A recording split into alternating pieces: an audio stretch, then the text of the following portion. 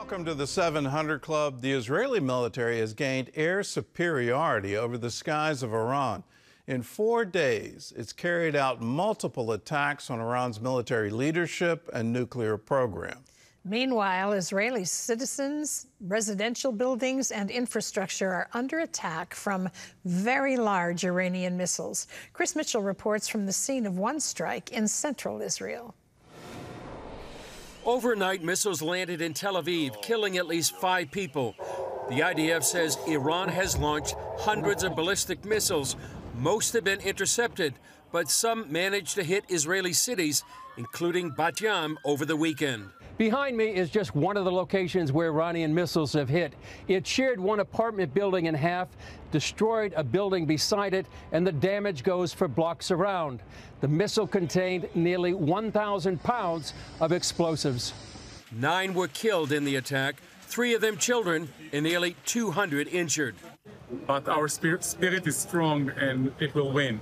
We know that our enemies try to target civilians, but this is why starting tomorrow we're going to rebuild this area. We have 75 buildings that took a hit. I tell you, these are very large missiles that are landing here to cause such damage like this. Iran has openly called for the annihilation of Israel, of the United States, of all Western ideology. Israel had to do a preemptive strike in order to defend our civilians. Now, what we're targeting is strategic military targets. What they're targeting, like you see behind me in the various sites across Israel, is civilian infrastructure, residential communities. Speaking from the site at Bat Yam, Israeli Prime Minister Benjamin Netanyahu warned of what might happen if Iran is not stopped. Imagine what would happen if Iran had nuclear weapons that would fall on all Israeli cities. Imagine what would happen if Iran had 20,000 missiles. Not one, but 20,000 of them.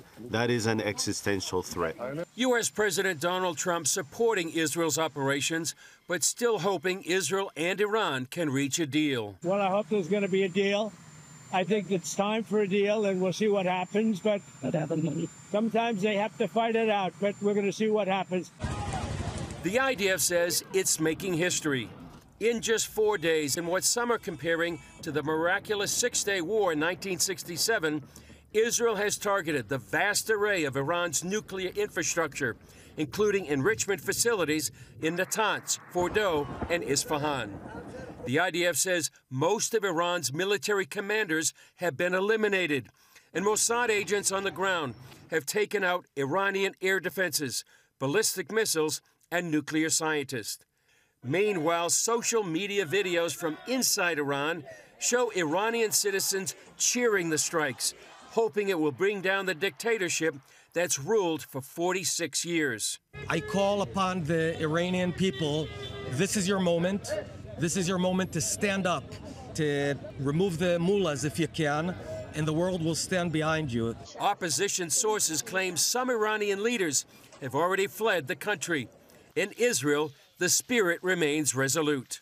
Chris Mitchell, CBN News, Jerusalem. Well, Yechiel Leiter is Israel's ambassador to the U.S. Ambassador Leiter, thanks so much for joining with us. What's your intelligence telling you about the impact of the strikes on Iran's military and its nuclear program? Well, thank you, Gordon. Good morning. Good to be with you. We've had some stellar successes since the operation began Thursday night. This is not a 6-day war. This is more like a 16-day war, hopefully not more. But we are on the trajectory of completely diminishing the Iranian regime's ability to produce and deliver nuclear weapons and ballistic missiles. It's very important to understand that the nuclear weapons program is the most immediate threat. Imagine that one bomb that your reporters showed from Bat Yam and Haifa, imagine that was a nuclear warhead. But at the same time, there's also the threat of a massive ballistic missile attack in which many hundreds of missiles would hit at the same time. We have a very, very good defensive missile systems, I should say, and we're also being bolstered by the American missile defense systems, the THAAD and the Aegis. We're very, very thankful to the administration for providing us with these very, very critical systems. But no system, no missile defense system can seal the skies hermetically. So there are going to be ballistic missiles that get through. These missiles are huge. They carry a tremendous payload and inflict tremendous damage. But we are, day after day, hour by hour, peeling away the offensive capability of the Iranian regime. And we're hopeful that in that span of time, more or less, 2 to 3 weeks, that we'll have completely brought the Iranian regime to its knees. Well, just looking at the destruction in Tel Aviv, I can't imagine if one of those missiles had a nuclear warhead. It just underscores the need to eliminate their ability. So let's talk about that. The main goal is to take out their nuclear production. One facility in particular, Fordo, it's built into a mountain. So are the strikes being effective in shutting that one down? Well, we have a number of stages before we get to Fordo. I know there are a lot of questions regarding Fordo because it's about 1.5 kilometers, about a mile underground. But there are many stages we have to contend with before we get to Fordo. We're going to get to Fordo. We have some tricks up our sleeve that we have not exposed yet. I think that we've shown that there are a number of surprises that we can bring to bear. From the beepers and walkie-talkies in Lebanon to Hania in his bedroom in Tehran, and to our operation that the Mossad and the IAF pulled off Thursday night when there were drones already inside of Tehran that were operated on location, and to the full surprise of the Iranian military. So we have to get to the other sites. We've almost completely destroyed Natanz, which is the premier uranium enrichment site. It has almost been 100% knocked out of capacity. There's still a little bit more to go, apparently, and we're going to work on that. The conversion site in Isfahan has been completely destroyed, and we're going to pursue the underground installation at Isfahan as well. There are a number of other sites, but you have to bear in mind that the military has offices and production sites and research and development sites all throughout Tehran. So what we did yesterday, in pointed contradistinction to the way this Iranian regime behaves, where it targets civilians. I mean, the missiles that fell in Tel Aviv and Haifa were not an accident. They're targeting civilians. What we did yesterday was tell civilians to leave Tehran, and one could see long lines, traffic jams of people, Tehranis leaving the city in every direction, many hundreds of thousands of people leaving in order to move them out of the way of the line of fire.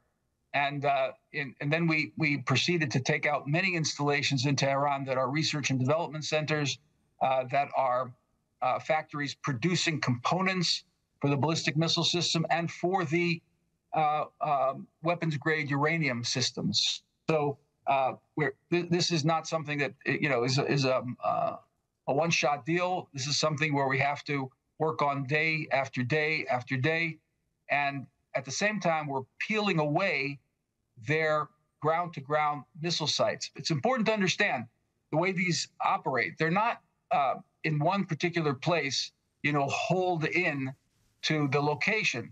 They're on the back of these huge semi-trailers, and they keep moving them around. In many cases, they move them into underground tunnels.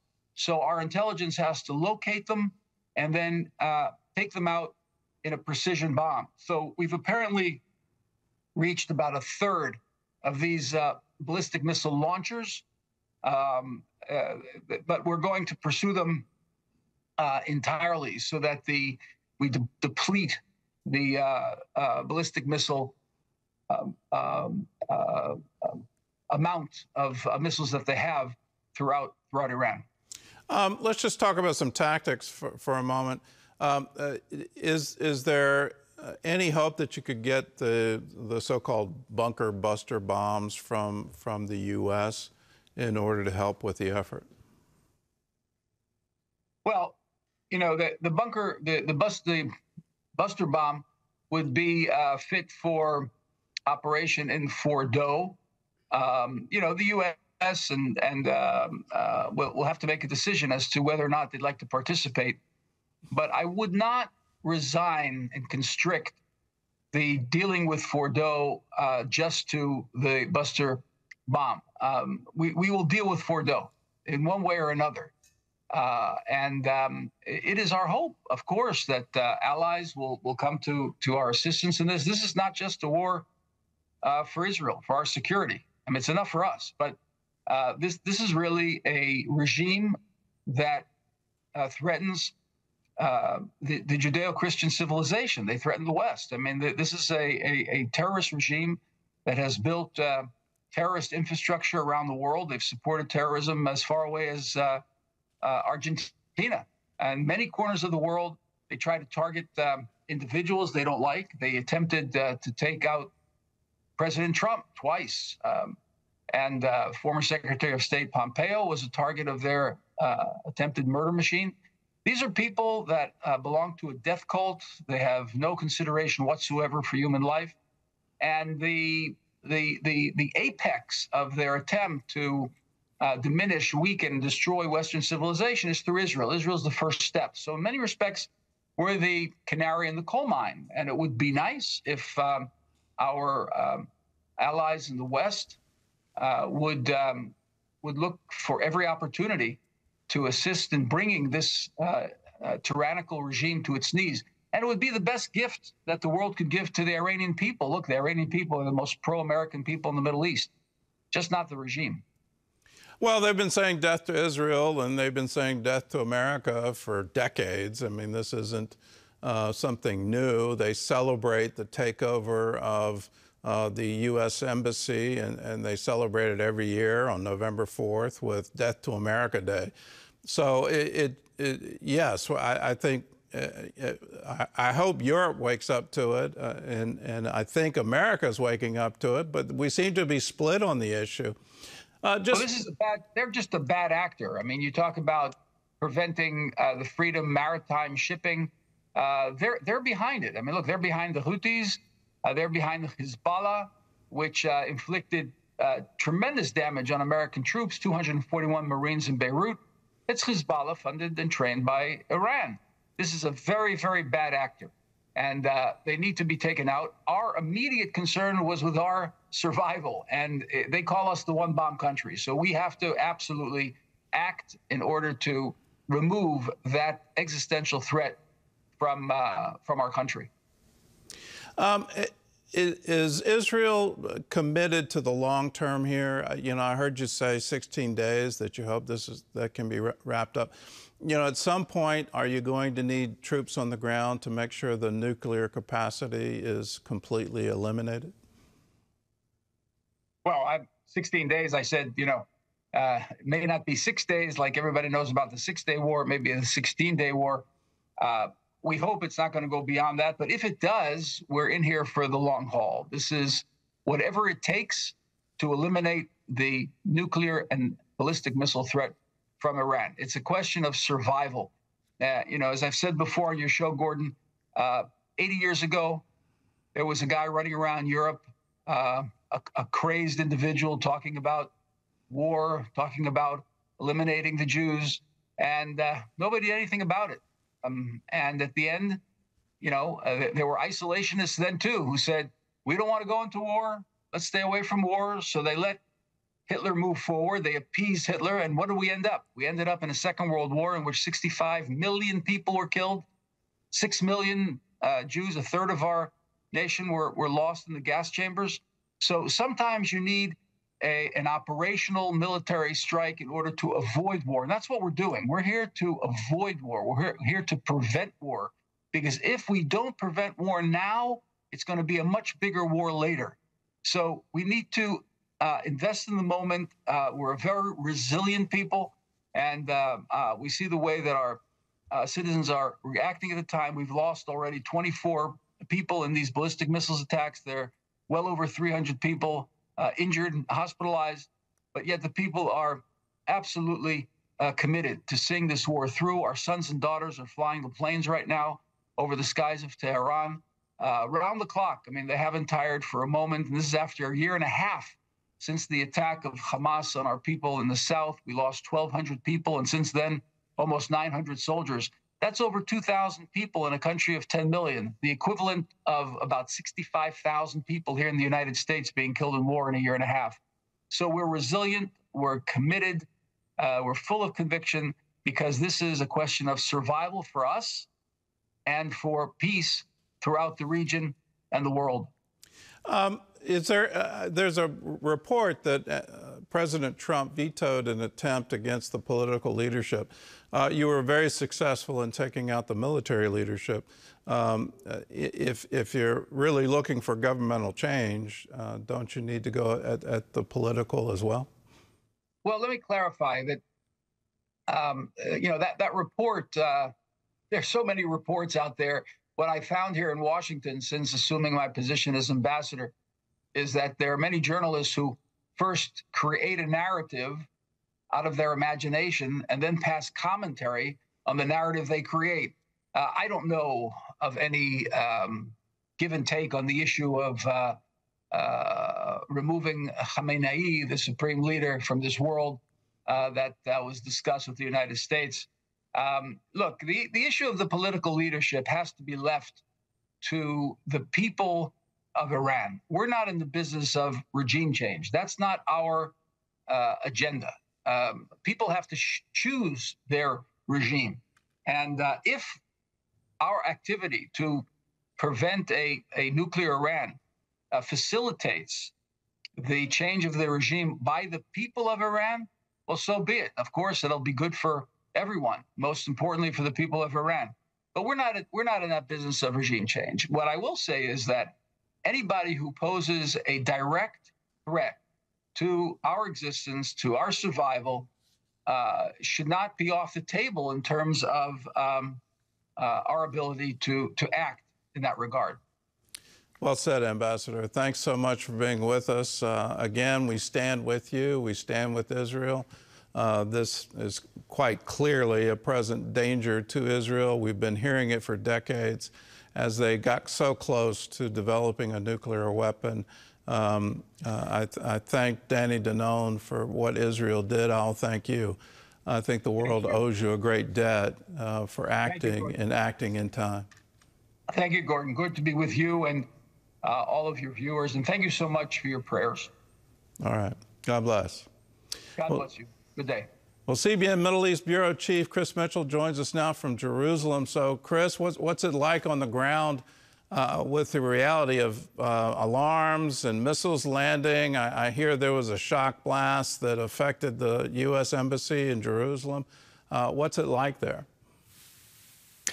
Well, we saw it firsthand yesterday at Bat Yam when we saw that one missile did destroy 2 buildings, actually, and really the damage went all over that. As you said, some of the shock waves from one of the missiles that hit Israel has damaged, in part, the U.S. Embassy. And what I've also seen here on the ground, I would say, Gordon, is the Israeli spirit. I'll give you an example. 71-year-old Ruti, her building was hit, but she says the price is worth it not to have a nuclear Iran. Golda Meir said famously years ago, Israel has a secret weapon. We have nowhere else to go. When we interviewed the police spokesman yesterday, he said Israel's strong, resilient, part of our DNA. And yesterday, we had to go into a bomb shelter. Actually, it was an underground parking lot. And we went with many of those rescue workers that you saw there in Bet Yam, working to find the bodies. And then we were down there inside. Many just started spontaneously singing Am Israel High. That song says, the people of Israel live. And so that's what I see over here on the ground here. People have to go through a protocol when these missiles strike. You have to go, they have a pre-warning, a pre-warning. You have to stay near a shelter. You have to prepare to go to a shelter when you hear the sirens. And that's something we have to do here at the Bureau as well. But throughout all these missile attacks, Gordon, I would say there's a resilience that I call remarkable. Well, let's talk about the Iranian side. How resilient are they? I've seen the parades, if you will, the celebrations of Death to America Day, the Death to Israel chants.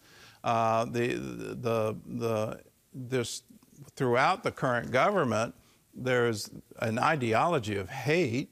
The head of the takeover of our embassy all the way back in the 1970s becomes their UN ambassador.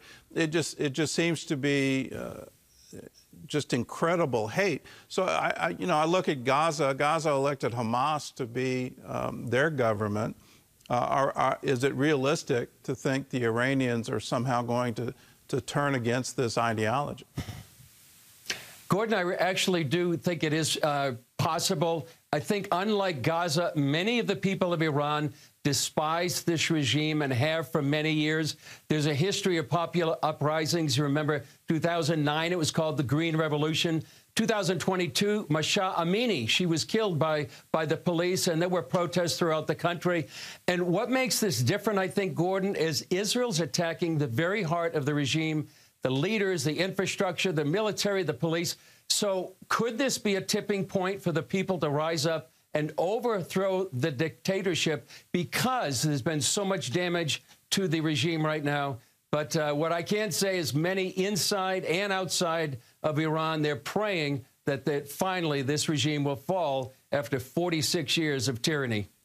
Any prediction of how long you think this war is going to last? Last time Iran got into a protracted battle, it was years in the war against Iraq. Are we looking at a very long period of time?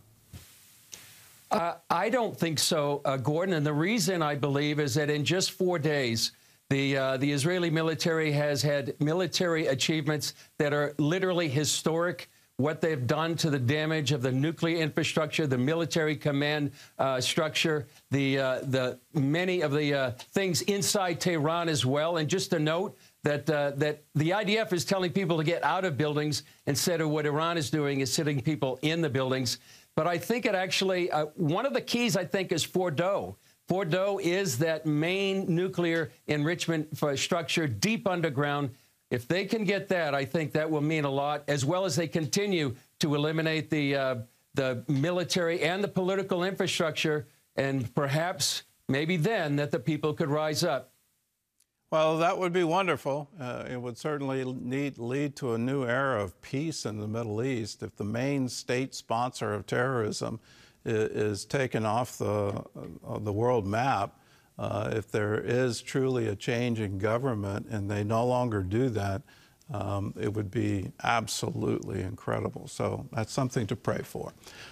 Chris, thank you for your insights, and thank you for being a watchman on the wall. Thanks, Gordon.